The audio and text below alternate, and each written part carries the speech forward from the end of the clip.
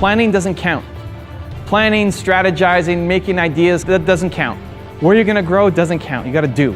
Until you actually lean in on what you have Michael Jordan ability, genius at, until you actually start doing it, you'll never live the life that you're capable of. If you are not playful, if you are not joyous, then it's really, really hard to keep going on your mission. There's some things that you're doing that actually don't matter.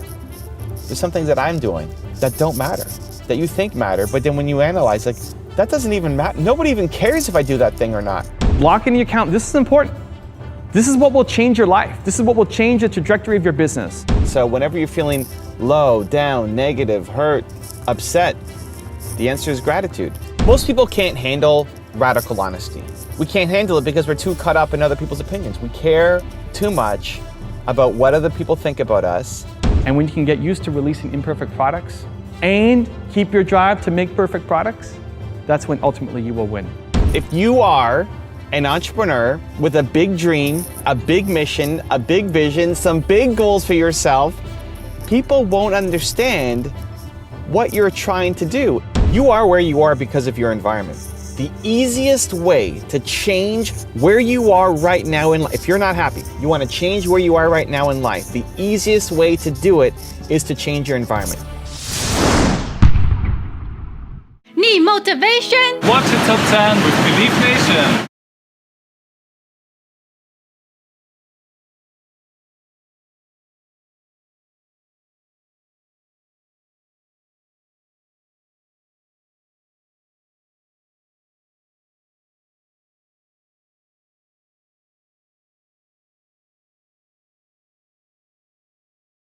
Hey, it's Nina Carmichael, and we make these videos because you are the most ambitious person in your circle. But you know you're capable of more, and you get that push by surrounding yourself with the best. So today, let's learn from one of the best, my husband Evan Carmichael, and his top 10 rules for success. Enjoy! Okay, let's kick it off with rule number 1. Do every day. Planning doesn't count. Planning, strategizing, making ideas, that doesn't count. Where you're gonna grow doesn't count. You gotta do. You gotta send an email, you gotta make a piece of content, you gotta post something, you gotta follow up with somebody, you have to create, you gotta make. Instead of just living in your head, right? That's how you tell the difference. Planning is just living in your head. Models, structured, business plans, ideas. It's amazing, I love it. I could be there all day long. But you won't have any kind of impact just staying up in here. Do, every single day. Adopt the mindset that you need to do on a daily basis. Rule number 2, stop stealing from your ability. You have Michael Jordan level genius at something. You are the greatest in the world at something. And it's probably not what your parents did or what you went to school for. It's sitting here somewhere deep buried and you don't believe that you can do it. But until you actually lean in on what you have Michael Jordan ability, genius at, until you actually start doing it, you'll never live the life that you're capable of. You'll constantly be doing what other people want you to do, living up to other people's expectations, meanwhile knowing that you're capable of more. I often get into fights, maybe not fights, discussions, maybe arguments with people about when they're making YouTube videos, for example. Thought leaders. I'm deeply passionate about helping more thought leaders get onto YouTube. I want to see your message out there because I believe that your message can change the world. I think your message can impact people's lives. That people like you, who you used to be, they need to hear your message and you're too scared to get it up there. And one of the biggest complaints or one of the biggest objections people have is, well, I don't know how to edit, I don't know how to film. And what they end up doing is you spend 20 minutes making a video, recording it, and then 5 hours editing it. What you're doing there is training the wrong skill. If you want to make a video like this, right? You're going to sit in your car. I'm still just making this video off of my phone, right? I just have can you see in my glasses? Maybe you can see. Look, I've got there we go. This is cool. Look, I've just got a little mini handheld, whatever, tripod, I guess. A selfie stick, more like it, and my phone. That's how I'm filming this video. That's it, sitting here in the car while my wife is in Costco shopping and getting some awesome food for us. If you spend 20 minutes making a video, filming it, recording it, and then 5 hours editing it, you're just training the wrong skill. You'll never get great at the thing that you have Michael Jordan level ability at. Now, if you said your ambition is to be the world's greatest editor, that's different. Congratulations, you're doing it. But if you want to be a thought leader, a speaker, an expert, you want to learn to make videos and be the front-facing person, then spending 20 minutes on something to actually improve your skill, that's improving your skill, making a video. But 5 hours editing it, you're just not wasting time, but you're stealing from your opportunity. You're stealing from your ability. You're stealing from your best self. Okay, well, what do I do, Evan?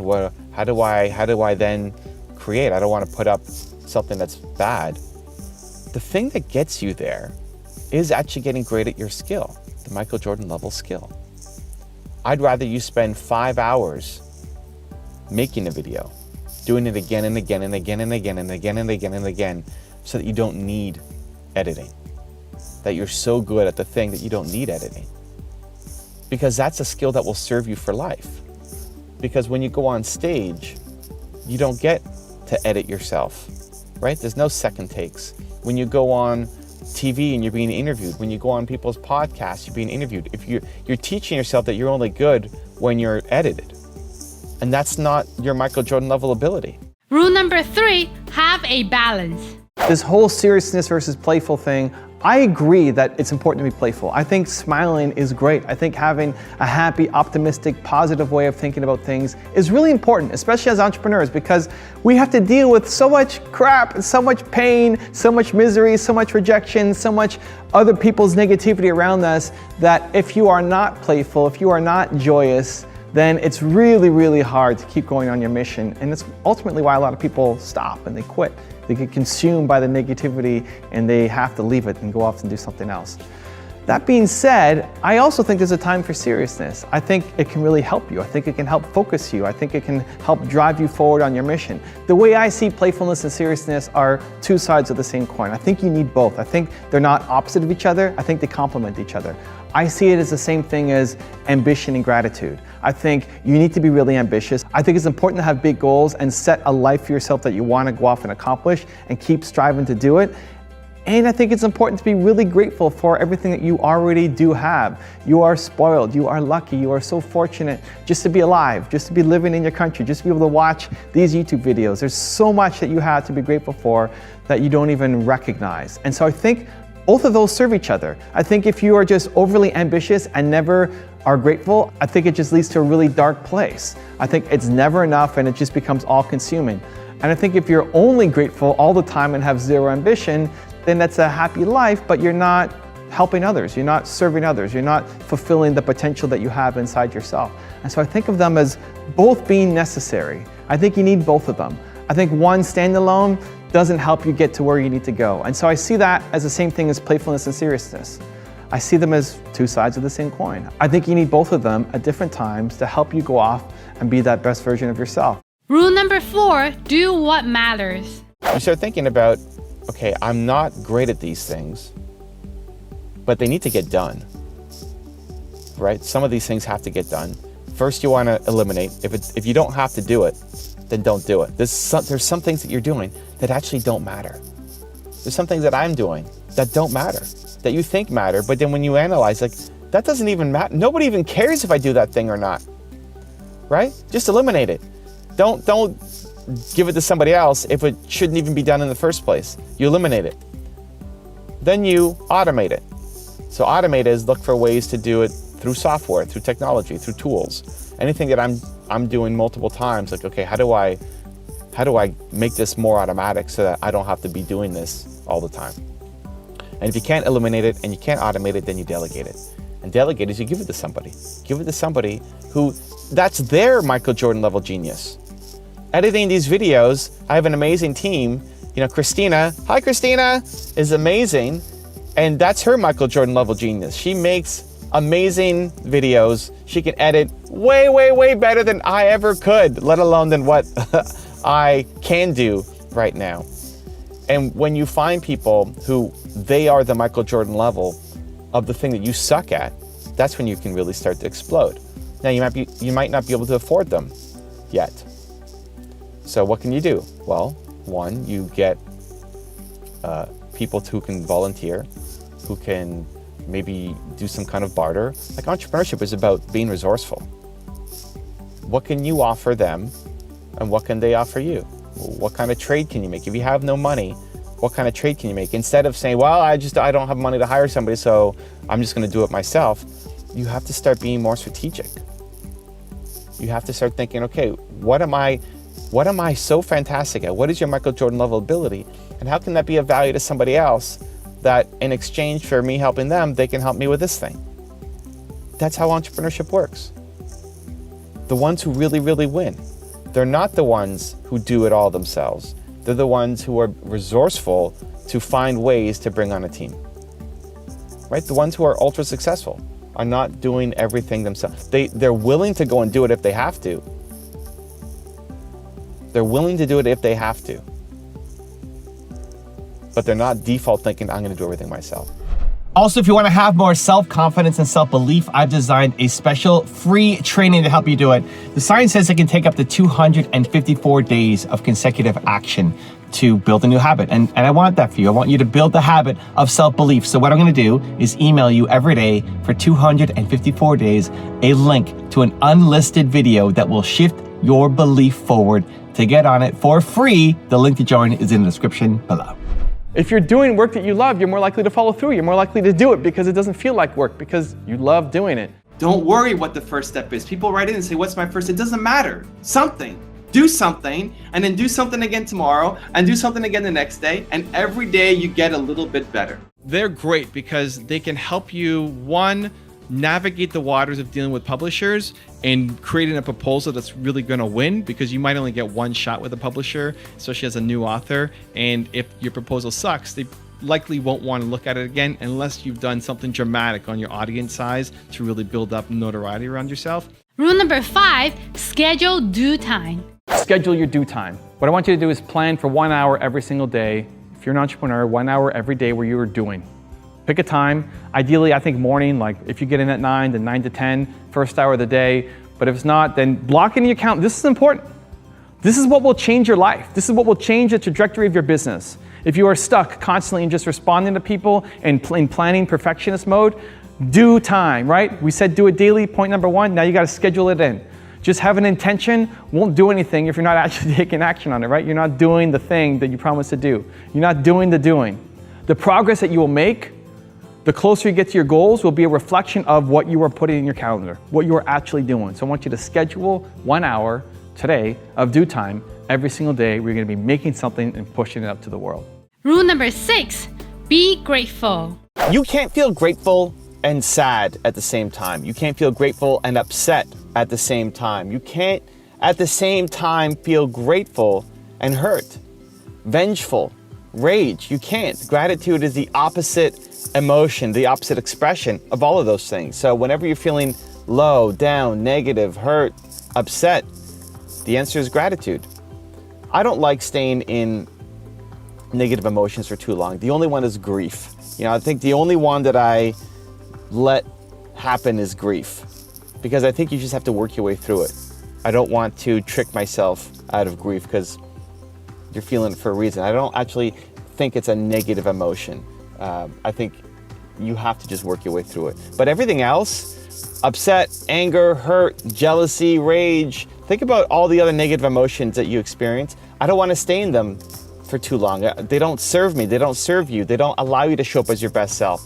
And so the fastest way out is gratitude, because there's always something that you can be grateful for.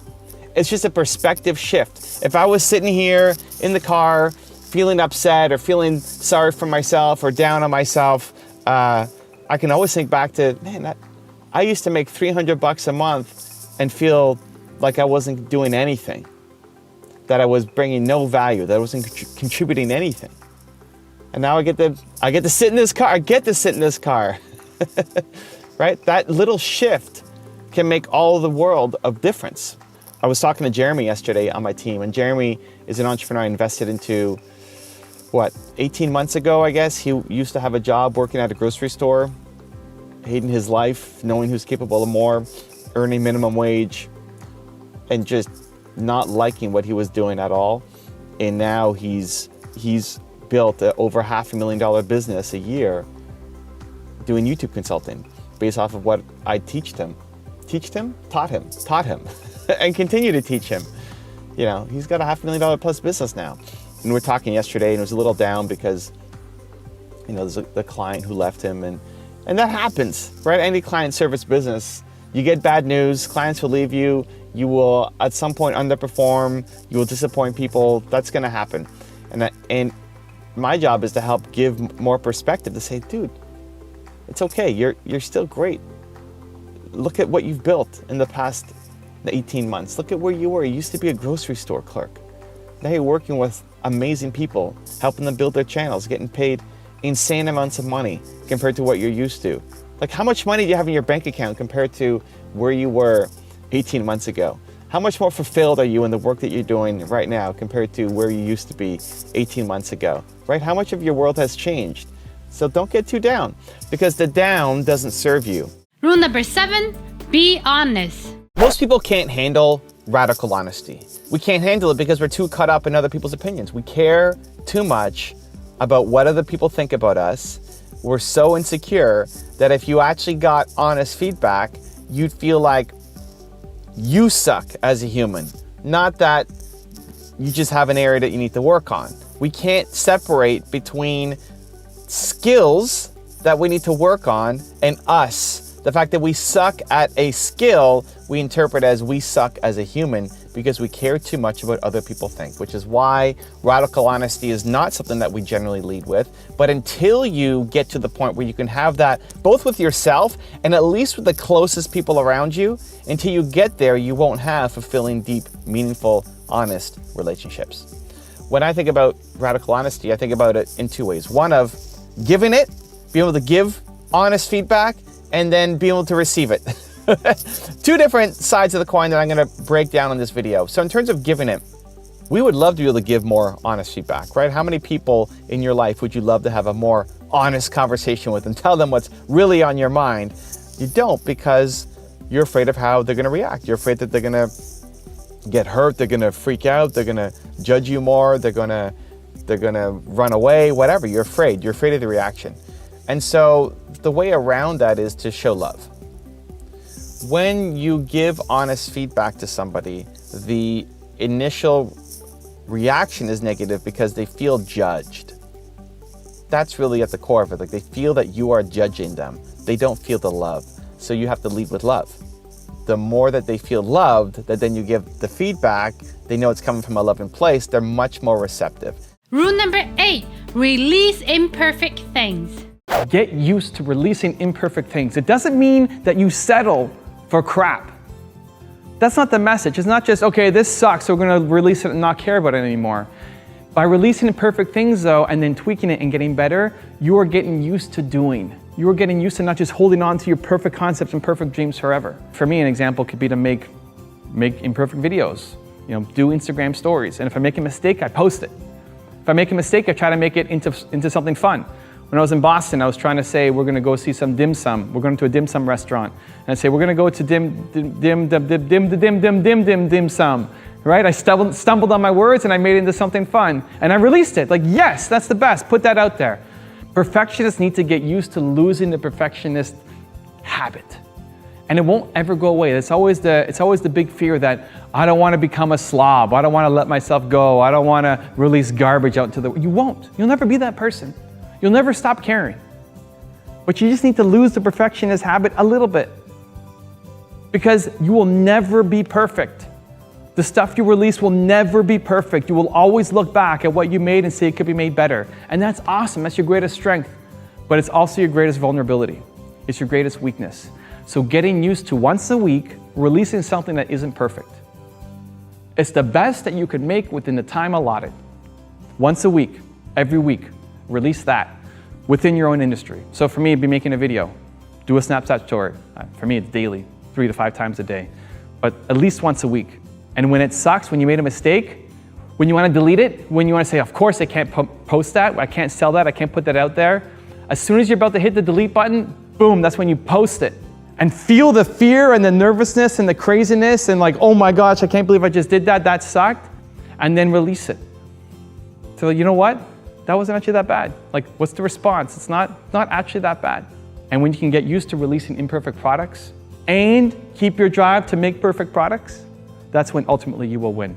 to move from planning mode into the doer mode. Rule number 9, have big dreams. People will not understand what you're trying to do. If you are an entrepreneur with a big dream, a big mission, a big vision, some big goals for yourself, people won't understand what you're trying to do. If everybody understands, you're thinking way too small. If everybody's like, yeah, that makes a lot of sense. Yeah, oh, that's exactly like this. You're thinking too small. Your potential, your vision is bigger than how you're explaining it. At the beginning, it should be difficult for people to wrap their head around what you do. It should be difficult to explain who you are. If somebody asks you at a networking event or some party, hey, what do you do? I think it should be difficult for you to explain who you are. I think that's fantastic. I think that means you're actually living your life instead of living inside some box that is easy to understand. I look at my history, and I've been on YouTube since 2009, my first video, and at the time, YouTube was not what it is today. It was not an educational platform. There weren't really people doing entrepreneur videos, educational videos, long form videos. It was just a totally different beast. And it took 5 years to get to 7,000 subscribers on my main channel. 5 years, 7,000 subscribers. I remember one of the videos that I loved the most. I was so proud. I spent the most amount of effort and collaboration time in creating this video. And it was a long video. It was 6 minutes. It was a 6-minute video back in the day. So it was this long video. And I showed it to somebody when I was basically ready to release it. I showed it to somebody who was in the industry, who's not in the YouTube industry, but in the video industry. And I showed it to him and I said, hey, what do you think? Like, I'm pretty happy with this video. Do you have any thoughts, feedback, suggestions? And he just didn't want me to publish it. He said, nobody's gonna watch a video that's 6 minutes long. Nobody. It's just way too long. Nobody's gonna watch it. He told me that I didn't understand how the internet worked. And just, I don't know, just poured into me. I shared some of the exact quotes in Your One Word, my first book, of what he said to me. And he was an expert, right? He was somebody who wasn't just some guy off the street. He was a guy who was in thought leadership, did a lot of video content, and him telling me that this would never work and it was too long, that I didn't understand how things work. And a younger, less experienced Evan might have listened to him. But at the time I felt, okay, I don't know, maybe he's right. But I spent a lot of time on this thing and I liked it. It moved me, it inspired me. So whatever, I'll just post it. Who cares? If it ends up being a giant flop, then lesson learned. Maybe it'll inspire, a couple hundred people, and I had fun doing it, right? And so we released it, and at the time, my best video had 100,000 views in a year, and I was so proud of that video. Man, 100,000 views in a year. That's awesome. This video launched and I did 100,000 views in a month. It ended up being my best video on the channel. It's not anymore, but was the best video on my channel for maybe a couple years. Now it's got, a couple million views on it. And it's just a reminder that I'm trying to do something big. Rule number 10, the last one before our very special bonus clip, change your environment. You are where you are because of your environment. The easiest way to change where you are right now in life, if you're not happy, you want to change where you are right now in life, the easiest way to do it is to change your environment. Change who you hang out with, change the videos that you watch, change what you wear, change where you go, change your habits. When you change your environment, it automatically triggers new thoughts, new beliefs, new mindsets inside you. Where if you hang out with the people who are not living the life that you want, you're watching the videos of people who are tearing each other down instead of educating and lifting people up. When you're constantly surrounded by negativity and small-mindedness, guess what you become? If you can switch it, if you can choose consciously to make a change in your environment towards a better life, that life will start to manifest. So when I was on my tour in 2019, it was the first time I got to meet John Ashraf. I was going to San Diego, and John's team heard that I was doing my tour and said, hey, if you're coming to San Diego, would you like to interview John for your channel? Yes, I would. Yes, I would like to do that very much. How do we make that happen? And we scheduled it. It was not part of my initial tour. We had to move things around to make that happen. And we had the fortune to spend, I don't know, half of a day with John. We went to his office, Neuro Gym. We did the interview, we hung out, we talked about YouTube, met his team, and there's the knowledge exchange, which is great, where I got to ask him questions and hang out, and we I don't know how long we spent there on the actual interview, but more important is the energy exchange. More important is when you're hanging around somebody who's accomplished a lot, it makes you want to do more. You know, when you're around people who are more fit than you, it makes you want to be more fit.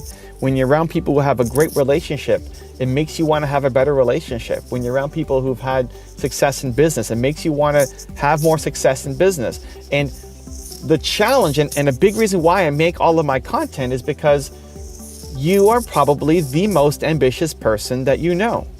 You're the most ambitious, positive, happy, uplifting person in your circle. And that's fantastic, and that's a gift that you give to other people because you're encouraging and lifting them up. But there's nobody pulling you forward. There's nobody who you're hanging out with who says you could be doing more. And so hanging out with John Ashraf at his place in San Diego was another extra push. It's like, this is something that I want more of. These are the people that I want to hang out more with. Even though I'm introverted and shy and don't like to introduce myself to people and think that I suck at networking, it's still important to spend as much time as possible with the people who inspire you to live a better life, whatever that version of your life is. Now I've got a special bonus clip that I think you're gonna enjoy, but before that, it's time for the question of the day. I wanna know, what was your single biggest takeaway from this video and your plan of action for the next week? When you just get inspired, you watch a video, you get motivated, amazing. The science says you have a 35% chance of actually doing something, actually following through. That, Believe Nation, is not enough. That is not you, not now, not anymore, not today. But when you get inspired and then you create a specific plan of action for what you're gonna do, that number jumps to 91% chance of you following through. And when you commit publicly to others, like leaving a comment in this video, it jumps to 95%. So the question of the day is your single biggest takeaway from this video and your plan of action for the next week. Put it down in the comments below, and maybe next week I'll profile you. I'd encourage you to look at your calendar, look at your schedule, look at what you're doing right now, look at how you're spending your time. How much of it is actually dedicated to the thing that you could be the greatest in the world at? And for too many people, it's not enough. For too many people, it's zero. You have ideas and hopes and dreams and ambitions and goals, but there's nothing in your calendar where you're actually spending time focused on it. The best thing you can do to set you up for a life of happiness, fulfillment, purpose, income, all of it, is to drastically change what's in your calendar, to spend more time developing your Michael Jordan level skill, ability, genius. You have the power to control your world, how you think, how you act, your mindset with the words that you speak. When you use weak language, you signal to yourself that you are weak. You signal to yourself that your goals aren't important. You signal to yourself that you are not worth it. You lose respect for yourself, and the people around you don't respect you either. We need to stop using weak language and pay attention to the words that you're speaking to others and to yourself.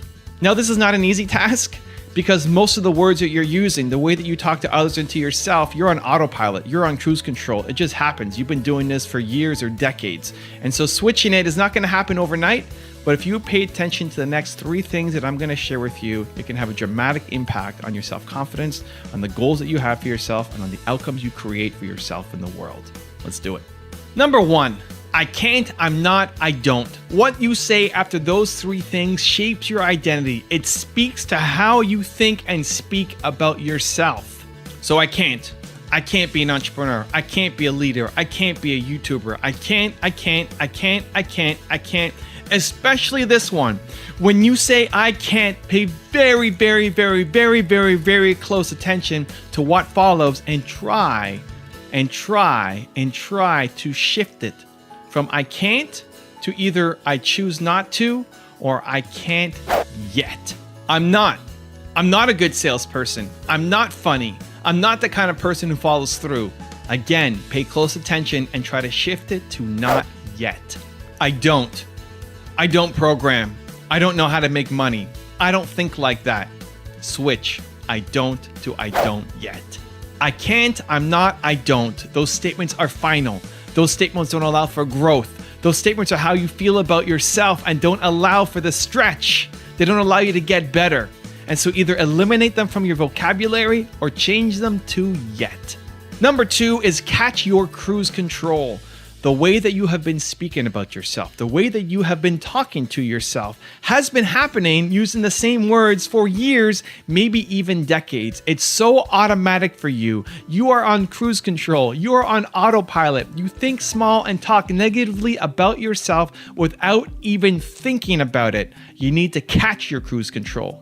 And listen, don't be too hard on yourself. This is so ingrained. These patterns have been around for so long. You are just auto defaulting to cruise control that most of these times you will not even catch it. You will not catch 99% of these moments, of these words, of these languages that you're using for yourself.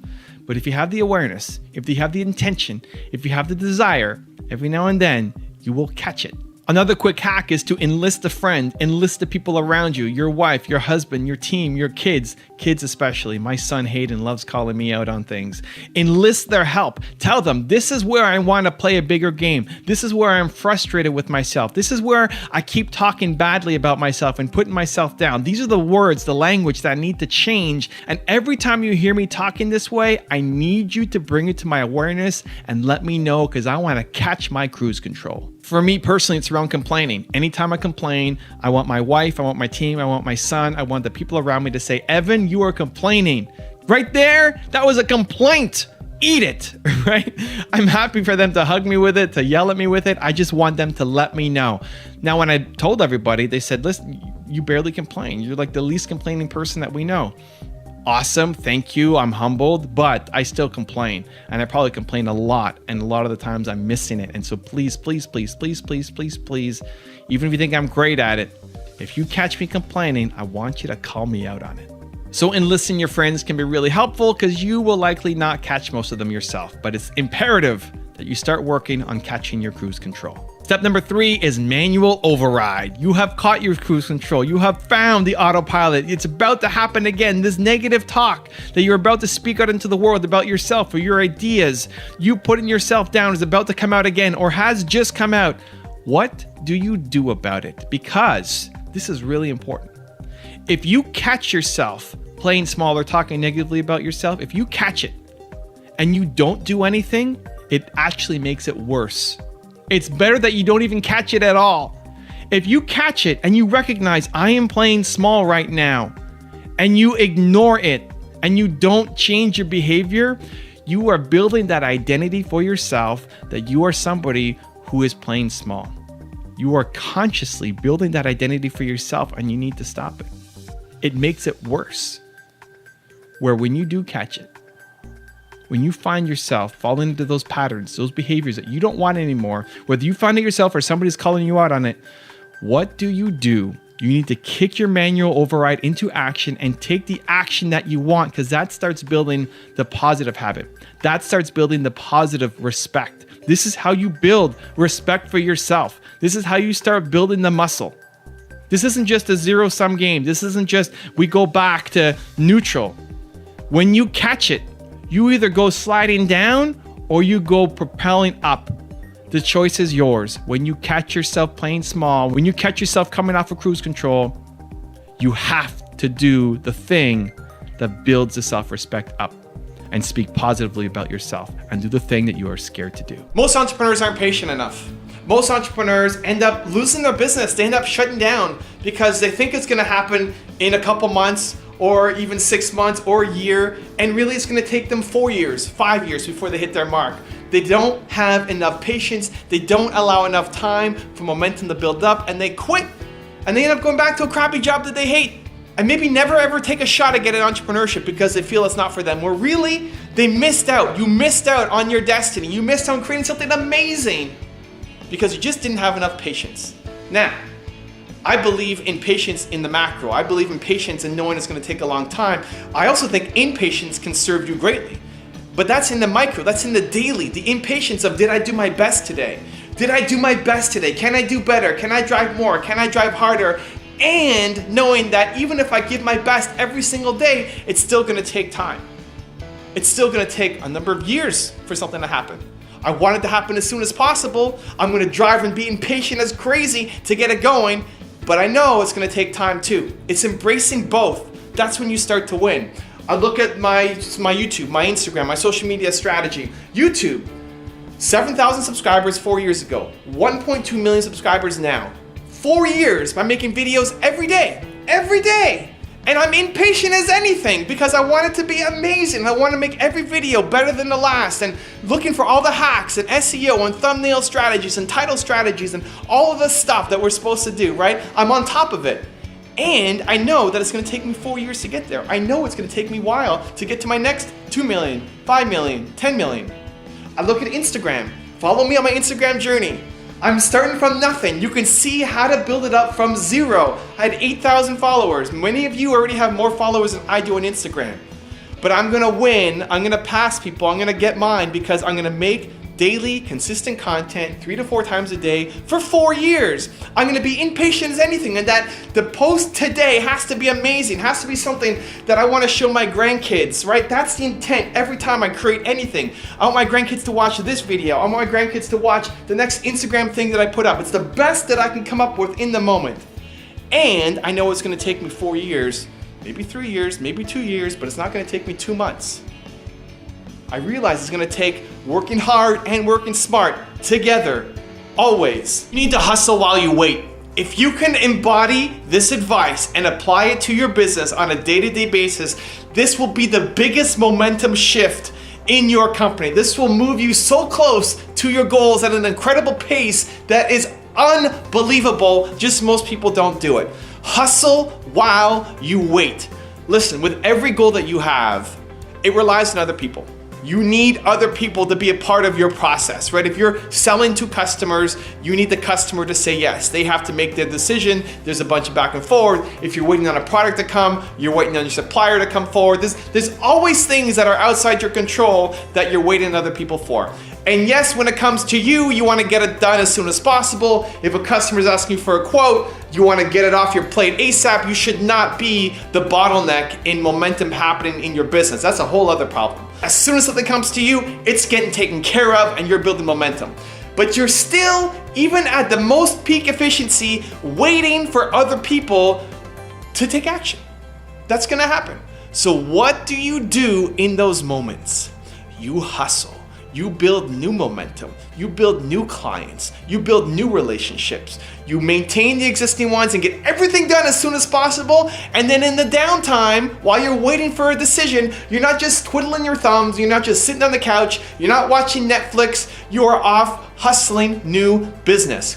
Quick example. I was doing a photo shoot with Richard. This guy's a celebrity photographer. He's done Lady Gaga, done a whole bunch of rappers. He came over and we did a photo shoot together. And in between his shots, he's got to set up lights. He's got to get his fog machine going. He's got to get the right angles. He's got to set up the green screen. And so when he needs me, I'm there. I'm ready. I'm posing. I'm in action. I'm ready to go. But there's a lot of setup in between shots. And so what am I doing? I'm pulling up my phone and I'm responding to you guys. I'm making videos. I'm doing responses. I'm getting on Twitter, on Instagram. I'm doing on Snapchat. I'm sending out video responses to you guys. I'm working, I'm hustling. On my downtime, while I'm waiting for Rich for this project, I am hustling, connecting with you guys. And that's the approach that you need to take. People say, well, how do I find the time to respond to people on social media? I probably have a way bigger accounts than you guys do, and I find the time because I make the time in between the other things that I'm doing. This is so critical. People are losing so much time. The answer is not to wake up 2 hours earlier and think that's gonna solve your problem. The answer is you're losing time every single day. You are leaking valuable time from your daily schedule. And so I highly, highly, highly encourage you to take this message home. While you are working, while people are waiting on you for stuff, you are doing your best to deliver as soon as possible so that you are not the bottleneck in your business. But then while you are waiting on other people, you get your hustle on. You continue to build momentum. It is such a hack to get you closer to achieving the goals that you have for yourself. Stop sleeping while you're waiting for other people to get back to you. Hustle while you wait. Most of the skills that you need to succeed are not taught in school.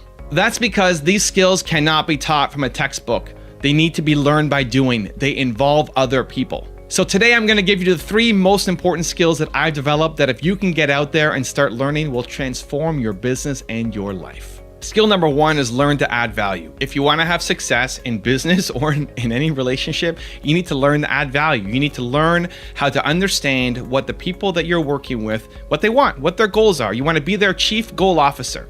Be everybody's chief goal officer. You need to understand not just what you want, but what do they want? What are they trying to accomplish? How can you bring value to them? How can you help them get through whatever problem is in front of them right now? And the more you add value, the more money you're gonna make, the more partnerships you're gonna make, the more people are gonna wanna work with you, talk about you, be around you, because you are bringing everybody else up. Skill number 2 is hustle while you wait. This is so important for success. You will find this in every single entrepreneur who has success. You hustle while you wait. There's a lot of waiting in business. There's a lot of waiting for someone to get back to you. There's a lot of waiting for someone to sign a contract. There's a lot of waiting. You know, on Christmas Day, you might be working, making videos, while other people are waiting. Like you're waiting. So what do you do while you wait? You hustle. You go work on other things. You start building momentum somewhere else. If you spend your life waiting on other people and you're not doing anything in the meantime, you will fail. Here's a quick example. Yesterday, Alex came over. Yesterday was supposed to be my mentoring day. I train Alex, I work with him, I spend a couple hours with him, helping him grow Toronto Dance Salsa. He couldn't make it in time because he had to go to a walk-in clinic for a foot issue. Great. What would most people do? Most people, when something gets canceled, what do? Do you go watch Netflix? Do you go check out Facebook? Do you go consume content? Do you just take it as a break? That's what most people do. Somebody cancels on you, what do? You take a break. I deserve a break. I've been working really hard, I deserve a break. What did I do yesterday when Alex canceled? I went to work, I started getting ahead on YouTube Day. I started getting ahead on my research. I started getting ahead what I had to do today. That's the key. You send something out, you're waiting for a response. What are you doing while you're waiting for a response? You're hustling against 10 other people. You're growing, you're building momentum, you're planning for the future, you're grinding, you're getting out there. And so that's one of the most important skills that you can develop. While you are waiting for somebody to get back to you, while you're waiting for a yes or no, or your partner to do something, you are hustling on something else. You need to learn to hustle while you wait. And skill number 3 is put your goals ahead of your convenience. Guys, this is important. Your goals will not be convenient for you. You going off and doing that thing that is different, that is outside the norm, that most people don't have success with, you have the audacity to go say, I want to be successful here.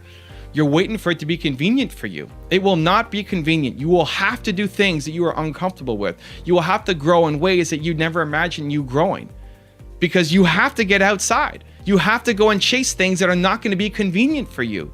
And so I look at my tour coming up as an example. Probably the most common comment that I get from people who are learning about the tour is, when are you going to come to my city? When are you going to come to Florida? When are you going to come to London? When are you going to come to New York? When are you going to come to my city?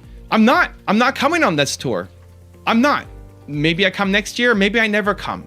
If you're waiting for me to come to your city for you to get the information you need, you're gonna lose. And it's not just me, it's anybody else. You're waiting for Tony Robbins to come to your city, you're waiting for somebody else to come to your city. Don't. Stop it. You're gonna lose. You have to go out and put your goals ahead of your convenient.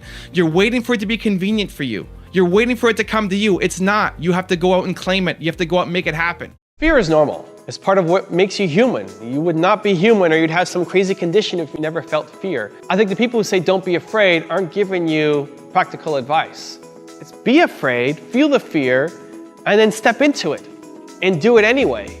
And the more you get used to taking on those fearful projects that you're scared of, the stronger you'll get, the more resistance you'll get, the higher tolerance you'll get to do bigger, better, bolder, badder things. I think the trick though is spotting the fear. Here's what I think happens to most people. There's some opportunity that comes along.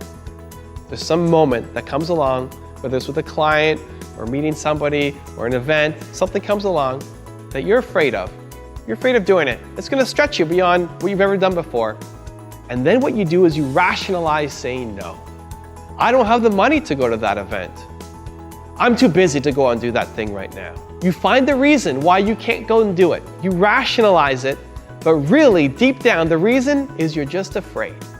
And until you spot the fear, until you understand that it's really just the fear, then you're never gonna solve the problem. So step one is understanding when there is fear. Step two is then stepping into it and doing it anyway. And a lot of this stuff is just so subconscious. You know, we as human beings are kind of trained to, when we're afraid something's gonna go wrong, and to be safe. And so it's trying to catch that subconscious action and proactively change it. So as an example for me, when I was starting my YouTube channel, my agent would tell me, you have to go out and do videos in public.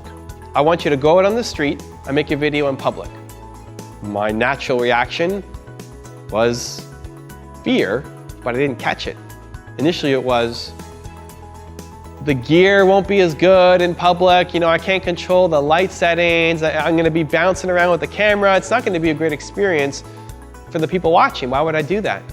I'm rationalizing a reason why I don't have to do it, or really I'm just afraid, right? You could solve all those problems. And he told me, stop being afraid and just go out and do it. He cut through it and let me see my own fear. And so I did it. And when I first went out and filmed in public, I took out, it was my phone or my camera, I don't remember, and I'm walking on the street, and then the postman is there. And so as soon as I see the postman, I quiet down. I put the camera away, just walking normally. And then when the postman leaves, I'm back to filming. And that time I noticed, like, I'm doing it because I'm afraid. And I got pissed. Okay, next time, I gotta speak up. Next time, I gotta do better. And so I went out and forced myself to go and do it again. And I was walking past and there were these construction workers. And instantly again, the panic sets in, like, people are watching, the construction workers. Like, I know they don't really even care about me and what I'm saying, what's happening on the street. But I forced myself through it. It was awkward, it wasn't great. I think I had to redo it again anyway, but I took the step. I got better at it. I recognized the fear and I jumped into it.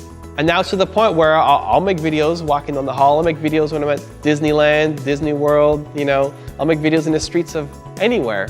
And there's still a moment, even now, after how many videos I've done, there's still a moment of who's watching. I think it's natural and normal. It's not as strong as it used to be. And more importantly, it doesn't limit me from doing the thing that I want to do. And so spotting the fear and not rationalizing it away and not just doing what your subconscious always does that keeps you down where you are is so important. Being truthful that the reason why you said no or you're not taking this opportunity is just because you're afraid. And the answer to saying no should never be because I'm afraid. You want to rejig your system. So whenever that's the answer, because I'm afraid to do it, now you have to do it. When I was 20 years old, I missed my shot because I was scared and I vowed never to do it again. I was in Paris, I was on vacation, I was in university, and I'm sitting here with my map outside your Notre Dame Cathedral in Paris, and a girl comes up and asks me for directions. But she was a French girl. And it didn't twig until later that why would a French girl be asking me for directions in English? Didn't really make sense, right? And then I thought, you know what? I should ask her out. I should see what she's doing tonight. I should take her to, you know, ask her out for coffee or dinner or something, see what she's up to. But I was afraid. I was afraid to do it. I was afraid to do it, and I let her walk away because really I was afraid of rejection. And as she's walking away, the Notre Dame is on a river, and I'm on one side of the river, and she crosses over to the other side of the river. And I was so upset at myself. I was so upset that I didn't take my shot. I was so upset that I didn't try. At least try. And what I did was I ended up taking a picture. And as I took the picture, she actually walked behind one of the market stalls, and I didn't actually get her picture. It's fine. So I had this beautiful picture of this French, riverside. And what I did when I got home, I was still upset about it. So I blew the picture up and I put it on my wall. And I was actually trying to find the picture to show you guys, but I couldn't find it anywhere in my files. I blew it up though, and I put it on my wall. So I'm at university, I blow it up and put it on my wall. Everybody who walks in asks me about the picture. And it just looks like a nice, beautiful French scene. But I didn't tell anybody what it really represented to me, why it was really so important. And I looked at that picture every day because the next time that I had to take my shot, I wanted to go out and do it. I didn't want to be afraid. I wanted to conquer my fear and say yes. And this served me really well a year or so later when I had to make the really tough decision. Do I take this job that I always wanted? I had these high-paying job opportunities, $80,000 to $100,000 starting salary with the companies that I really wanted to go at, or continue with my startup that was failing, that was making $300 a month. The logical, practical, safe, easy thing to do would have been to take the job. It's what I thought I always wanted. It's what my friends wanted. It's what you're supposed to do coming out of university. I didn't want to live with the regret of not knowing what happened with my business. And looking at that picture daily reminded me to take my shot the next time it comes around. And so I gave myself a year to say, I'm gonna push off those jobs. They'll still be there in a year. Even if it's not those jobs, it's some other job. I'm gonna give this a shot. I can deal with the failure. I can deal with the rejection. I can deal with it not working out. Even though that's a really kind of short-term, intense pain, what I can't deal with is the regret of not knowing. Because that's not some short-term minimal pain, that's forever. If I chose not to focus on my business and I took that job, I would forever look back on that moment and think, what if? What if I just tried a little bit harder? What if I gave it a little bit more? Yeah, but it wasn't working, I wasn't getting results, but what if I gave it a little bit more? I did not want to live with that regret. And I'm sure you've had moments in your life too when you didn't take the shot. When you had an opportunity right in front of you and you didn't go for it. Like Eminem says, if you had one shot, one opportunity to seize everything you ever wanted, would you take it? And that picture on the wall helped me take my shot. And I hope sincerely that the next time you get your chance at something, that you don't shrink down, that you don't say no out of fear, that you don't say no because you find some practical reason why you can't do it, that you take your shot. And if you've had those moments that you regret, where you wanted to take your shot and you didn't, give yourself a visual reminder like I did in my room to say, this is not happening again. Next time, I'm gonna take my shot.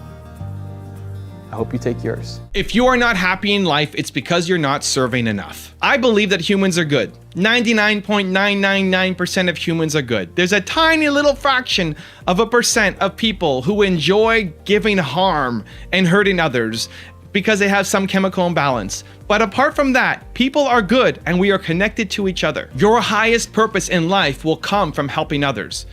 But the next question becomes, how? How do I do it? How do I find my higher purpose? How do I know what I'm supposed to do? How do I get direction? I'm going to give you the 3-step process that I call the Purpose Planner that will give you the clarity that you're looking for. I break it down into your who, your why, and your how. Let's start with the who. Your who is your one word, most important core value. Everybody has a core value. If you're a human being, you have a core value that you believe in more than anything else. And when you understand who you are, when you understand your single most important core value, then you're less likely to be swayed by other people. You're less likely to live somebody else's version of your life because they have clarity and you don't. When you do not have clarity, you end up chasing everybody else's clarity. You end up doing their version because they have certainty and you have no idea what you're doing. It's like you're walking on quicksand and you're constantly sinking and you know that there's something greater for you. Your one word, your most important core value is the rock that you stand on when the rest of the world is crumbling around you. So for me, it's believe. My one word is believe. That's what I stand on. If you love believe, you're gonna be a huge fan of this channel because I talk about it in some form in every video. Every video should ooze believe. If you hate believe, you're probably gone by now. You hate my channel and that's okay. Go do your thing somewhere else. You need to figure out your who. You need to figure out what your one word, most important core value is. That becomes the lens through which you see your entire world and attracts the goodness into your life. Step number 2 is your why. Why do you do what you do? Now, I'm a big believer that your purpose comes from your pain. That whatever your most painful moment was in life, whatever you struggled with the most growing up in life, whatever moment in life you felt the most worthless as a human being, your highest purpose, your greatest joy and satisfaction will come from helping people who are currently feeling the way that you felt, who are currently facing that situation that you were in, that you hated. The thing that you would never wish upon anybody else in the world, lots of people are going through that thing. And if you can step in and help those people, that's going to be so filling up your soul, I can't even explain it to you. For me, my one word is believe. That's my who. My why is I struggled so much as an entrepreneur. I hated my life. I was struggling. I was making $300 a month. I felt worthless as a human. I felt like I was bringing no value to the world. And that was massively frustrating. I felt alone and I didn't know what to do. That's why I love helping entrepreneurs. I love believing in entrepreneurs. Why entrepreneurs? Could be anybody. I could believe in anybody. Believe is at the core of who I am. It's my one word, most important core value, but I could be believing in anybody, and I do, and I love it. But entrepreneurs hold that special spot for me. And the startup entrepreneurs, not the ones who are already making tons of money, I love them too, but I resonate so much more with the startup entrepreneurs because I remember what it's like eating at McDonald's and only being able to afford French fries instead of an entire meal.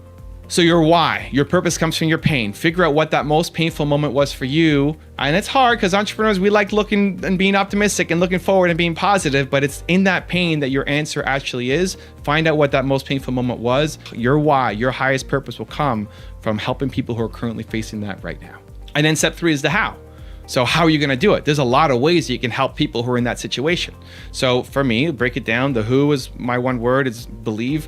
The why is helping entrepreneurs. Purpose comes from my pain. Now, how do I help entrepreneurs? How do I believe in entrepreneurs? There's a ton of ways that I could be believing in entrepreneurs. So the example I use is if you are moving your office and you need my help to rent a moving truck and to help you carry your desks and all of that stuff. I love the end result of it. I love that now you have this great office where you can build a business and have it flourish. And I'll probably say yes to helping you do that, especially if you're a close friend. But I don't love the process of moving. I don't love the process of packing up boxes. I don't love the process of setting up cables and wires and putting together an office. I don't love that process. I love the result because I'm believing in entrepreneurs, but I don't love the process. And so if you write down, you make a list of all the things that you do, the activities that you have done, that you've enjoyed the result. Make a list of 10 to 15 times you've helped somebody with that same pain that you had growing up. You've helped them and you enjoyed the end result. And then circle the ones where you enjoyed the process as well. Because when you can enjoy the process and you enjoy the end result, it's a home run. Now you found your higher purpose. Now you have clarity. Now you have a plan. That's the point of the purpose planner. Step 1, you figure out your who, your one word, most important core value. Step 2, you figure out your why. Your purpose comes from your pain, the thing that you never want anybody to ever have to experience again because it was so painful for you. And then step 3 is the how. The process. You need to love the process. You figure out those 3 things, you are set for life. If you woke up and did the thing that made you feel bold and unstoppable and powerful and confident every single day, if you started your day with that thing, your life would look dramatically different 1 year from today compared to where you currently are right now. The problem is most people wake up like an accident. Most people, they wake up, they check their phone, and they're immediately responding to other people's emergencies and demands on your time. You're not in control. You haven't decided to take control of your day, that your day is important, that your life is important, and you are going to take ownership of it. And so you need to block off the time in the morning. It may be 5 minutes, maybe you need 15, maybe you need an hour and a half, whatever it is. The thing that makes you feel bold, unstoppable, powerful, confident, fill your cup every single day, because other people have demands to your time and they won't fill your cup for you. You have to say, this is my ownership right here. Nobody's touching it. I'm taking charge. Now that looks different for different people. How Oprah does it is different than how I do it, is different than how Dwayne "The Rock" Johnson does it. Dwayne Johnson has to get his 4 hours of workout in every day. When he's working on a movie set and he has to be in by 9, he'll wake up at 4 in the morning so he can go work out for 4 hours and then go back and shower and get ready for his movie. So he's only sleeping 5 hours a day when he's doing movies. I think that's crazy. But to him, that's balance. That's him filling his cup. That's him reminding himself of what he's doing. He loves working out. That's why I don't look like Dwayne "The Rock" Johnson, right? There's a difference between us. I would rather sleep. I would rather do something else in the morning. And so we tend to look at what we're doing against somebody else. You tend to look at Oprah and say, well, she's doing it this way, I need to do that. Dwayne's doing it this way, I need to do that. Evan's doing it this way, I need to do that. You judge yourself against other people's routines and methods of filling their cup. And I think that's actually a recipe for failure, because you are not that person, because what works for them is not going to be the exact same thing that works for you. Here's the good news. You already know what fills your cup. You already know what makes you feel bold and alive and full of momentum and confidence. You have had that happen to you in the past. You're just not living there consistently. You know what has helped you feel full, but you're living there 1% of the time. And 99% of the time you spend reacting to other people, their demands, their emergencies, their issues for your time. And so, reverse engineer it for yourself. When was the last time you felt filled up, motivated, confident, bold, excited? What happened? What were you doing? What led to that thing to happen? Were you watching a video? Were you listening to a podcast? Were you reading a book? Were you going to an event, a seminar? Were you outside? You know, I'm sitting here on a swing here outside. Were you outside? Do you need to get out in nature? Do you need to meditate? Do you need to have a shower? Do you need to dance to music? Like, what's the thing? Without judgment, without caring if anybody else has to do that thing. Maybe you need to wake up every day and pet your frog, and that's a thing that makes you feel amazing. Great, do that. Plan for it every single morning, because I guarantee you, if you did the thing that helped fill your cup, that made you feel bold and unstoppable and confident and powerful, if all you did was wake up every day and did that thing, your life would be dramatically different 1 year from today compared to where you are right now. You will not recognize your life. So please stop waking up like an accident and put this into your morning routine every single day. Self-improvement is the answer to whatever obstacle is staring you in the face right now. The only difference between you and greatness is the willingness to grow and improve. It's not talent, it's not smarts, it's the willingness to improve yourself. The difference between you and Tony Robbins is he has spent more time constantly improving himself than most people on the planet.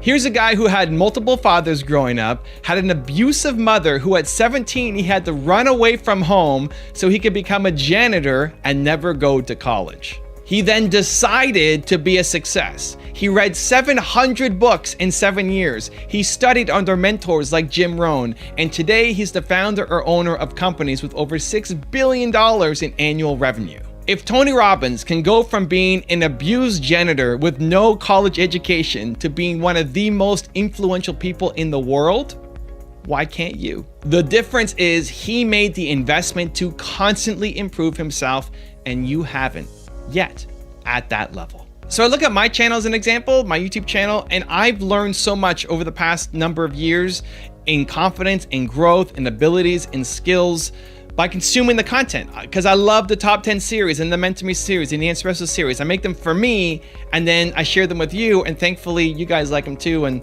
I can build a business off of it and keep pumping out more content. But it helps me. I've grown, I've learned. And one of the biggest moments that helped me realize how much I've learned is when I signed a 3-year deal with Sage.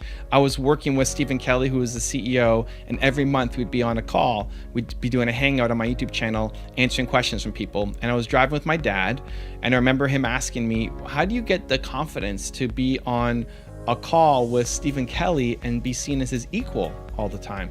And he wasn't asking me to put me down. He was asking me in genuine awe of, he was so happy for me that I was playing a bigger game. And it dawned on me that he was right. The Evan of 5 years ago wouldn't have been able to do that. The Evan of 5 years ago would have felt less than. The Evan of 5 years ago would have said, there's no way I'm capable of doing that. And then when I'd signed the deal, I felt like, it's great. I love Stephen, he's amazing, but I feel like I'm hanging out with Oprah and Kanye and Steve Jobs and Bill Gates and these super successful people, and they're infiltrating my brain on a daily basis, right? A daily basis. 3 videos every single day on this channel. And so bit by bit, it pulls me up. Now I've recognized I still have a long way to go. I still have so much more to learn. I still need to believe in myself even more. And every time I consume more content, it allows me to grow my comfort zone a little bit more. And the funny thing is, all of these moments are little tiny incremental parts of your growth. I couldn't point you to one point in my past where I said, that was the moment that I changed. That was the moment that I had more confidence. But as I studied every day, I could look back 3 months, 6 months, a year and say, wow, I've really changed. I've really grown. I've really learned a lot. But in the daily, from today to yesterday, I'd say I didn't grow at all. And so sometimes on your journeys, you're trying to learn and get better. You may feel like the growth is really slow on a daily basis, but if you keep going, you keep investing, you keep learning, you keep seeking out mentors, you keep trying to get better and improve. Not every day will be amazing, but if you try every day to get better and learn, I can guarantee you that in 3 months, 6 months, 1 year, when you look back of the person you've become compared to what you are right now, there'll be a big change. And that's because you continue to invest in yourself. The fastest way to grow is to be around people who are doing what you want to do. Period. When you are around people who are building and growing and taking on the world and trying to accomplish their dreams, and you're in that environment and you're learning, even just being around them, it's going to seep into you and get you motivated and pumped up and fired up to go off and chase your dreams. Most people have a pretty crappy environment. Most people, if you're an entrepreneur, most people, they don't have a bunch of entrepreneurs in their family. Most people, when they tell their family and their friends what they're doing, they think they're crazy. They think that you shouldn't go off and do that thing. You should go and get a safe, normal, typical job. A lot of people have a lot of negativity around them. If you are constantly surrounded by negative people, people bringing you down, it's really hard to be the one person trying to go off and make a huge difference. And so if that's you, if that's your situation, then you need to change your environment. You need to be surrounded by people who are like-minded, who are off chasing their goals, and you need to find some mentors. Let me give you some quick tips on how to do it. Because if you don't, you're never going to get to where you want to go. You won't. Staying right now where you are needs to be unacceptable, because you will never get to the spot that you want to be at if you stay exactly where you are with the people and the environment that you have around you. Step number 1 is limit the exposure to negativity. That may mean you cut off some friends. Just because you were friends in elementary school doesn't mean you should still be friends now. It doesn't. Doesn't mean you have to be rude to them. You've just grown apart. It's okay. It's okay. It's great. You'll get new friends. We need to limit exposure to negative, toxic people. If those are your parents, you may not want to completely eliminate them from your life, although for some people, that's an important step. It may just mean cutting off exposure to some topics. If you know that your friends or your parents talking to them about your business ideas is always going to lead to a fight and negativity, just don't talk about it. Say, I don't want to talk about that, and find something positive that you can relate to and talk about. Step 1, you have to eliminate the negativity or limit exposure to it in your life. You will not do great things if you are constantly bombarded by negativity.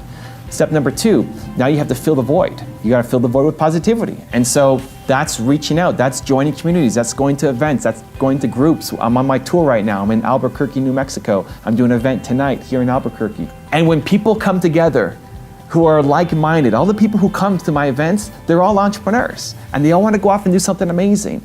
And for a lot of the people coming out, they're the only ones that they know who are off trying to do something, and now they meet local people who are also similarly minded. You need to be around similarly minded people. And so check your local city, check your local groups, see what's happening, see what's coming up, get involved, get out of the house. Stop being in your regular routine. Your current environment is not helping you. You need to get out and meet new people.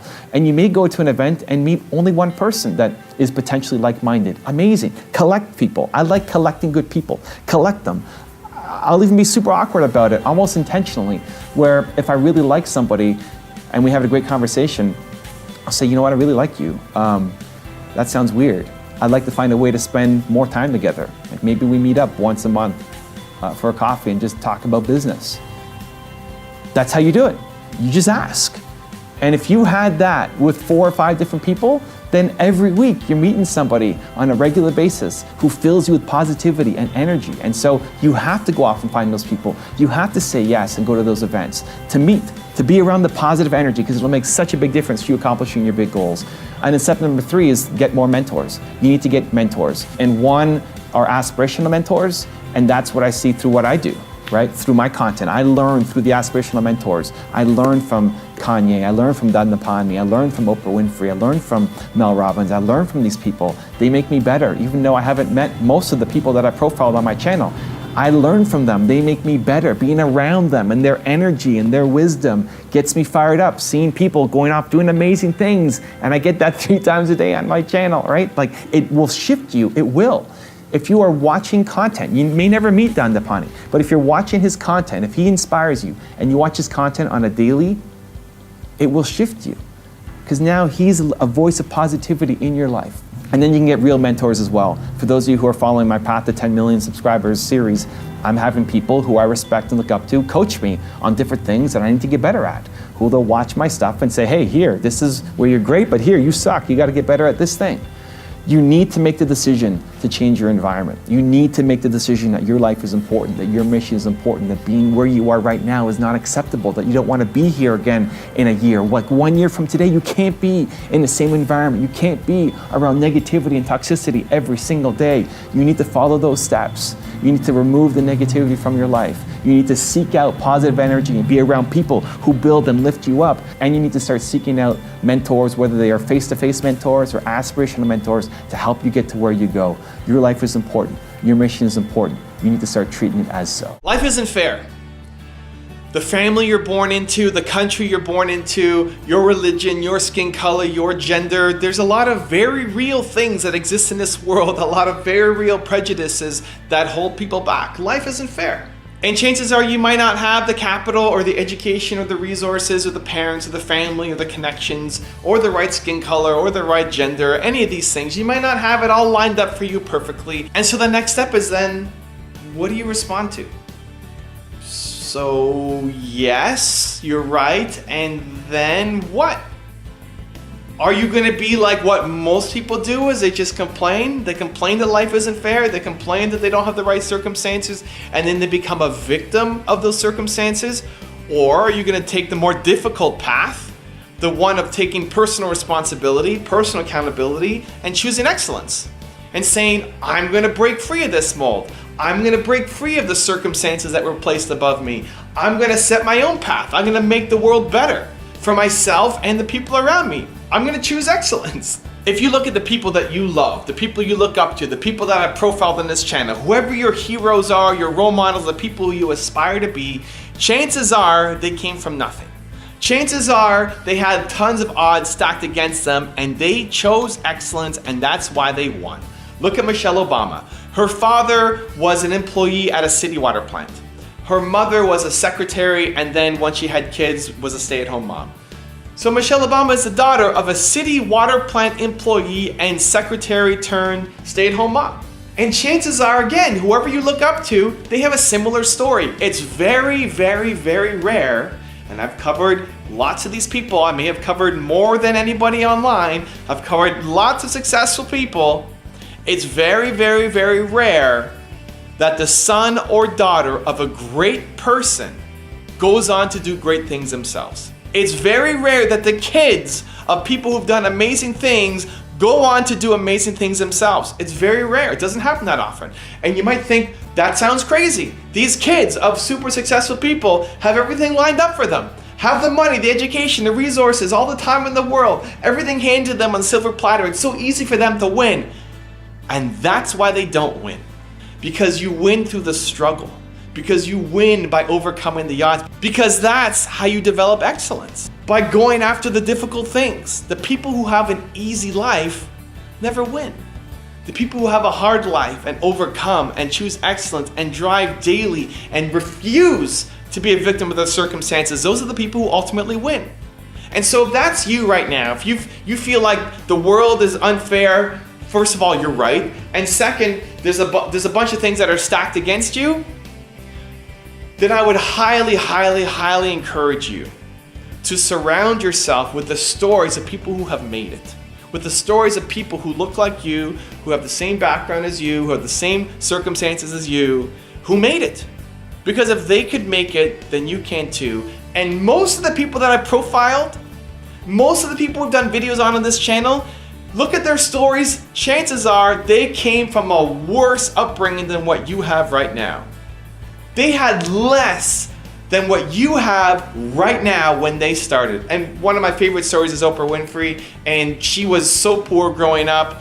You know, she grew up without parents, she grew up being abused by her family, she grew up with her grandmother who had no money and put together dresses made out of potato bags. Can you imagine going to school in a potato bag that was sewn into a dress? Like how the ridicule would be from your classmates at school wearing a potato bag as a dress to school. Can you imagine that?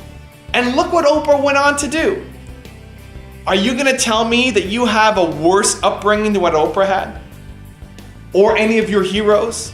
Spend the time. Don't look at how Michelle Obama or Oprah Winfrey or any of these people make an extra $1 million right now. Spend the time to look at their backstory. Spend the time to understand where they came from and when they chose excellence and how it had a massive difference and change of trajectory of their life. Because if they could do it, you can too. You just have to decide that 1, life isn't fair and that's okay. And 2, I'm gonna choose excellence. I'm gonna stop being a victim of my circumstances and I decide to make things better for myself, for my community, and for the people around me.